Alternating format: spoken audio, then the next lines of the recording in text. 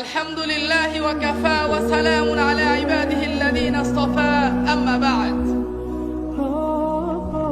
الحمد لله সমস্ত প্রশংসা সমস্ত তারিফ সমস্ত গুণগান সেই মহান প্রতিপালকের প্রতি যার অশেষ কৃপায় যার অশেষ দয়ায় আমরা দীর্ঘ একটি বছর অতিবাহিত করার পর আবারও আল জামিয়া সালাফিয়া কর্তৃক আয়োজিত চতুর্থ বার্ষিক সালাফি কনফারেন্সে উপস্থিত হতে পেরেছি। সেই শুকরিয়া জ্ঞাপন করে সকলে বলি আলহামদুলিল্লাহ। দরুদ ও সালাম বর্ষিত হোক মানবতার মুক্তির দূত আখিরি পয়গম্বর নবী মুহাম্মদুর রাসূলুল্লাহ সাল্লাল্লাহু আলাইহি ওয়াসাল্লামের প্রতি। আল্লাহুম্মা সাল্লি আলাইহি আল্লাহুম্মা বারিক আলাইহি।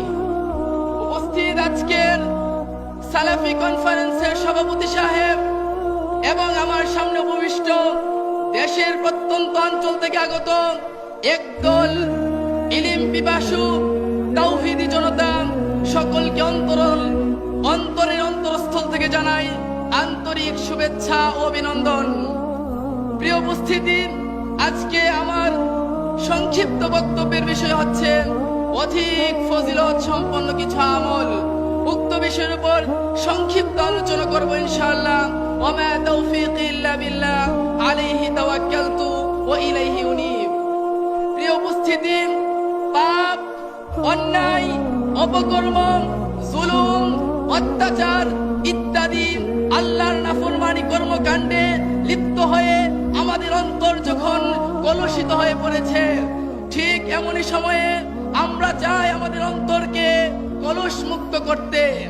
দিনের পর দিন, মাসের পর মাস পাপ কাজে লিপ্ত হয়ে যে সময় অতিবাহিত করেছি, পাপ কাজে লিপ্ত হয়ে যে পাপ করেছি তা থেকে পরিত্রাণ লাভ করতে, পাপ কাজে লিপ্ত হয়ে যে সময় নষ্ট করেছি ওহার ঘাটতি পূরণ করতে।